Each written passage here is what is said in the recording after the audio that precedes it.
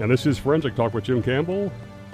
Why weren't any banks or bank executives held accountable for the financial crash beyond paying settlements? Were they too big to jail? A new leaked Department of Justice complaint shows the government did have intent before settling once again to go after J.P. Morgan, charging mortgage fraud. CEO Jamie Dimon's $13 billion secret revealed. William D. Cohan, special correspondent at Vanity Fair. He's also a former investment banker. Been on our show many times. He's got bestsellers that we've had him on for, in fact, on Goldman Sachs, Follow Bear Stearns, Duke Lacrosse scandal. The leaked document is from the U.S. Attorney for the Eastern District of California, would have filed it, a draft complaint and demand for a jury trial, U.S. versus J.P. Morgan Chase. And Bill's article on it was in Vanity Fair, Jamie Dimon's $13 billion secret revealed. Thanks for coming on again, Bill. Thank you for having me, Jim. The first question is, just give the quick overview in a nutshell. What was uncovered in this leaked document? Well, essentially, across Wall Street, bankers and traders were packaging up mortgages that should never have been made, should never have been given to individuals to buy homes, because the chances of them paying back those mortgages were very small, and the bankers and traders knew that, but they were packaging up these mortgages into securities, creating what was called mortgage-backed securities, getting fees for those mortgage-backed securities, and selling them off as investments all around the world. And unfortunately, every bank on the street was doing that, and they were rewarding their bankers and traders with big bonuses for doing that, even though they knew, certainly by the end, that the mortgage-backed securities that they were packaging up and selling were faulty, were not good investments, and then they passed them off as good investments. Well, J.P. Morgan Chase, Jamie Dimon, tried to convince everybody that J.P. Morgan Chase was somehow different from all of that, and didn't do any of that. Was somehow purer than Lot's wife, and decided that was going to be his mantra. And this complaint, which the Justice Department drafted but never filed, was used to prove that was a lie to J.P. Morgan Chase, and that's what eventually got J.P. Morgan Chase to settle in November of 2013 and pay a $13 billion fine. When they started off their negotiation earlier that year, I think J.P. Morgan, Jamie Dimon offered $1 billion to settle, and the Justice Department wanted like $25 billion, and this is the document that got them to the 13 to settle, to show that actually this myth that Jamie Dimon was spinning was just that this idea that somehow J.P. Morgan Chase wasn't engaged in this activity, and that the Justice Department was blaming J.P. Morgan Chase for, in effect, rescuing Bear Stearns and Washington Mutual, and was coming after it despite having sort of saved the financial system by buying those two firms and pretending that J.P. Morgan itself hadn't engaged in any of the activity. Well, this document put the lie to all of that, and it was hidden for the last 4 years, and finally it surfaced. And in fact, we'll talk about that some of the loans they packaged were from Chase that felt that met that wholly deficient category. And the $13 billion, right, and $7 billion of it did end up being tax deductible, so we picked it up the tab kind of anyway. Is that true? A portion of it, yes, turned out to be tax deductible, yes. So we, and of course, not only did taxpayers pick up a portion of it, I mean, I think $9 billion of it was cash, $4 billion of it was in various mortgage relief benefits for people who had taken out mortgages, and of course, all of it came out of their shareholders' money. None of it came out of Jamie Dimon's pocket. So all of these settlements were with shareholders' money, which I find also deeply ironic and disturbing. I mean, the bad behavior was done by individuals, and it's the shareholders who, end up paying the fines. You point out in the book, I think Jamie Dimon got a 70% raise in 2013, the very year they settled. For settling, he got a his bonus, his compensation that year was $20 million, a 70% raise, because the board congratulated him for settling this litigation for $13 billion using shareholders' money. I mean, you can't make it up. You can't make it up. No. Does this expose as a lie that the Obama administration, the Attorney General Eric Holder, just said there was not enough evidence of intent to go after any of these guys? Does this put that to a lie? Well, Jim, I've never believed that. I mean, that to me remains one of the biggest head scratchers of the entire financial crisis, is why the Justice Department did not choose to prosecute the wrongdoing that was so obvious. I mean, they knew it themselves. I mean, that complaint, which lists 10 separate incidents, and there could have been 100 more probably, but 10 specific incidents where J.P. Morgan Chase underwrote and sold a mortgage-backed security which it knew contained mortgages that did not meet its credit standards and should never have been underwritten and sold. Knew. So that's intent. Knowingly did it. There were 10 instances cited in that complaint, and that's just at J.P. Morgan Chase. I know from writing my Bear Stearns book that at Bear Stearns they did the same thing. We know from the Goldman settlement, an abacus, that Goldman did many of the same things. I mean, this was widespread. There was absolute fraud going on. There was absolute deceit. There was absolute intent. And after the Justice Department, the Eastern District of New York in Brooklyn went after the two Bear Stearns hedge fund managers and failed to get a conviction, that basically chilled the whole effort to prosecute these guys, and it's an absolute mystery. Do you think from this document, was it really designed to coerce a monetary settlement, which it ended up doing? So, in other words, a big bluff, putting leverage on them? Or do you think that the attorney there, I guess his name was Benjamin or Ben Wagner, yes. Ben Wagner, that he really wanted to go after them in court?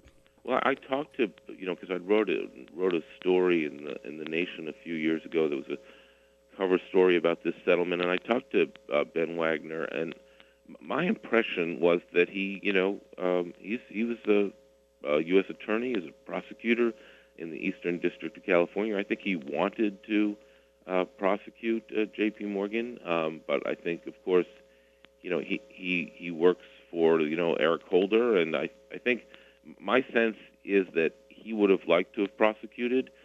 But there were sort of bigger factors at play, which sort of mitigated an actual prosecution and a push towards settlement. I think that it was a serious document. There's no doubt about it.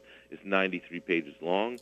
It lists, problem after problem. It uses strong language about what J.P. Morgan Chase did wrong. It puts the wood to the myth that Jamie Dimon was trying to create, that somehow J.P. Morgan Chase, the bank, was different. It did not engage in these things. So I think it was a very serious document. I don't know whether or not there was any willingness or interest or excitement or enthusiasm about actually engaging in a prosecution, which, frankly, they of course should have done. They should, not have settled. If you ask me, I think they should have, at least more than the Bear Stearns case, they should have gone after and actually had trials, if for no other reason, to show that A, they knew how to still do it, and B, that they could actually muster evidence to show the American people what exactly went wrong here, instead of covering it up, which is what these settlements did. They, instead of releasing this 93-page complaint, this draft complaint, they put out that 11-page statement of facts, which was utterly anodyne, completely whitewashed, the whole thing. I mean, so the American people deserve to know what happened here. Do you think that because the J.P. Morgan started at $1 billion and got up to $13 billion, that this was driven by Jamie's desire to keep this document from ever getting public? Absolutely. That's why I think when I wrote that story a few weeks ago and the document was out there, he called me up and yelled at me because he didn't want that out there. He had predicated his whole Look, there's so much myth making on Wall Street, especially at the highest levels. I mean, he had created this myth that somehow J.P. Morgan Chase, his bank, was different and apart from all the others, from the Goldmans and the Morgan Stanleys and the Bear Stearns and the Merrill Lynches, that they were somehow better actors, and this just completely the last man standing, right? Exactly, the last man standing. Let's look a little bit complete under myth. Let's look under the hood a little bit, because you really can't come away with any other intent than fraudulent. They consistently violated their own due diligence standards, and they would send a piece of these out for third-party review, and they were getting back things like, 25% of these are defective, other pools 42%, and J.P. Morgan would then manipulate the amount of defective allowed. The fallout rates were allowed to be 3%, meaning if they were bad, they would put in other ones. They were 3 times that high. They covered that up. They represented that 100% of the due diligence was followed on all of these things. What do you think? Well, we obviously know that is not true. We know that they, look, this is not very complicated, James. This is all about the incentive system on Wall Street, which rewarded mortgage bankers and traders for packaging up these mortgages and selling them off as securities. They got big fees. The big fees led to big revenues, led to big bonuses. Very simple. That's what everybody wants. They want the big bonus. So the incentive system drives the behavior. And that's the way it's been since these firms started going public in 1970, when DLJ broke the New York Stock Exchange rules and went public, and changed the gestalt on Wall Street forever, from a partnership culture to a bonus culture.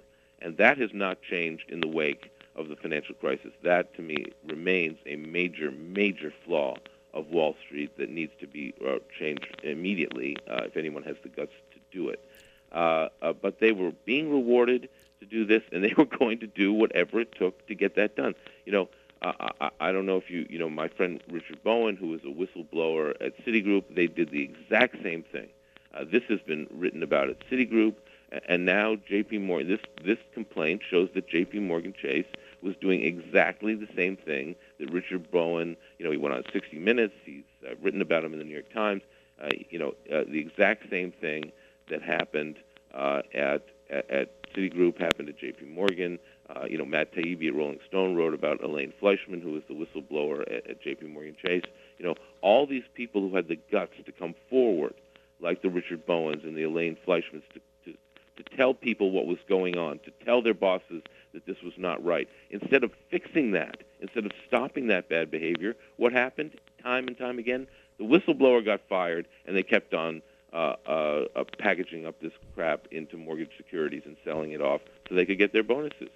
Now, Jamie has always maintained that the bad stuff was in Bear and WAMU, and he bought those only because he was doing a favor to save global capitalism. But in the Chase pools, they were finding 23% of the portfolio were deficient, which is pretty amazing. Some other stats that blow me away. Some of the appraisals were so inflated on the properties that they varied 70% from the market.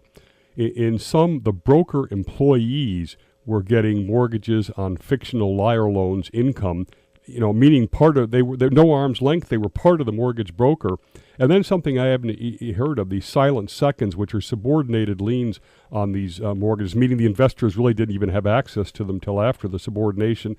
Some of them, 65% of the portfolio, the loan to value was 93% average, meaning that their entire income would have to go to cover this. So how could there be any, how could somebody have turned their back on this stuff? Well, first of all, as you point out, any way to game the system, they had figured out how to do it. So they gamed the checks and balances. They gamed the third-party providers who were analyzing, who they'd hired to analyze the mortgages. They obviously gamed the rating agencies to give them the AAA rated, to rate these securities AAA, even though, of course, they weren't. So everybody was being paid. Everybody was gaming. Everybody knew it was wrong. There was clearly fraud. And again, why do people do these things?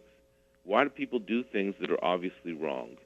That's a question that we've been wrestling with as part of human nature forever. But I'll tell you what exacerbates it in this case is the reward system, the incentive system that rewards them for bad behavior, because all the incentive system cares about on Wall Street is generating revenue, generating those fees that the sale of a mortgage-backed security represented. And that's why they just keep doing it until the market. No, you would think that when a Richard Bowen comes forward or an Elaine Fleischman comes forward in 2006 and says, hey, or 2005 and says, this is bad behavior, we should stop this, they would stop that. But that's not what happened. What happens is they get rid of the whistleblower and they keep perpetuating the bad behavior until the market tells them to stop. And the market didn't tell these banks to stop until 2007, which was when investors said, you know what, we won't buy these anymore because we finally have come around to see that they're chock full of bad mortgages, and we can't get, you can't pay us enough. We can't get enough of a return to take the risks that these securities represent. So you would think that the internal behavior, people would understand that it was wrong and change it and stop underwriting these securities. But okay, fact, we got two more minutes in this segment. I want to get to one thing. You can say, well, we can't tie this to Jamie. He's the CEO. But simultaneously, towards the end, he ordered essentially the portfolio of J.P. Morgan to exit subprimes at the same time that they were pushing these even more aggressively on their own customers. That's correct, absolutely correct. And that's one thing that the complaint reveals. And there'd been some talk of that, but that is now in black and white in this draft complaint. Listening to Forensic Talk with Jim Campbell. In our final segment, we'll talk about can we fix this and a little bit about Jamie's legacy. This is Forensic Talk with Jim Campbell. All talk and all crime, the nation's biggest murders, financial crimes on Wall Street, the facts, the forensics, the inside stories today.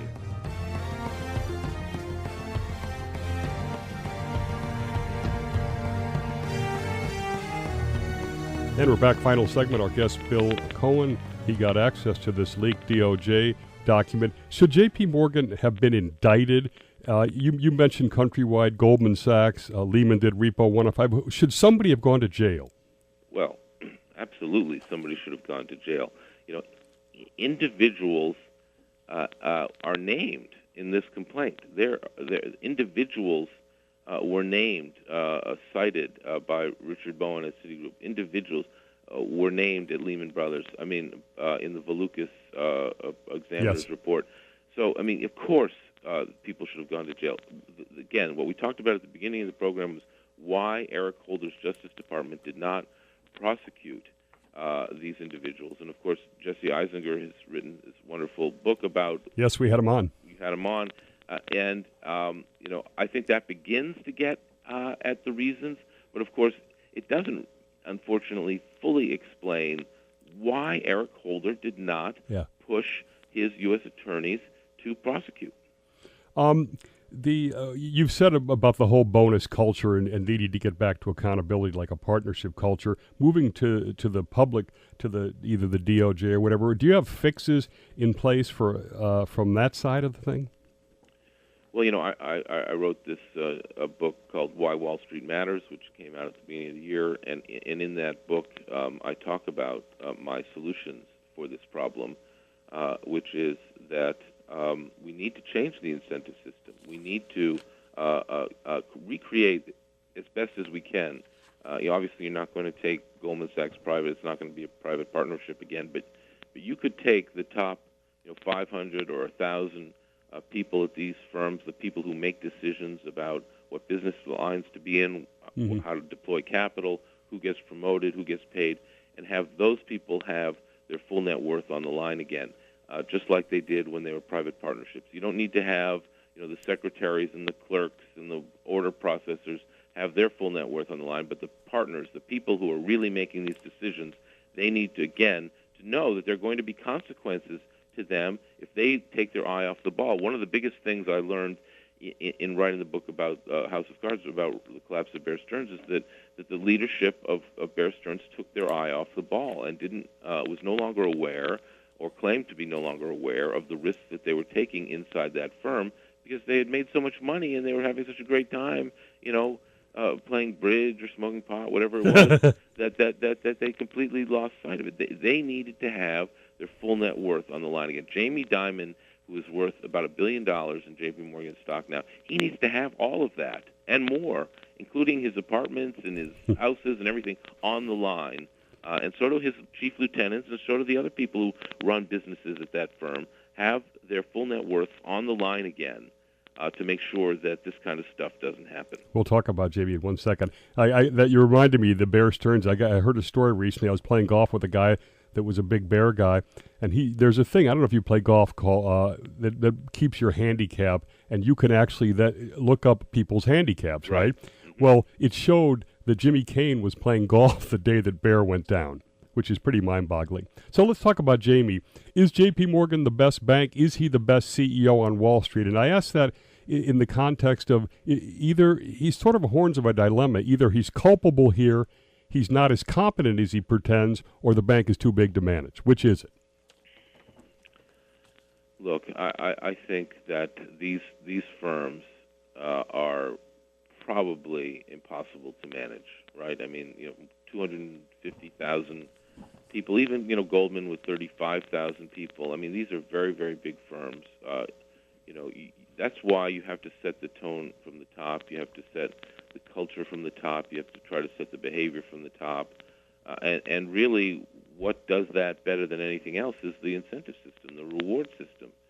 And right now, the reward system has not changed. Lots of things have changed since the financial crisis, but the incentive system has not changed.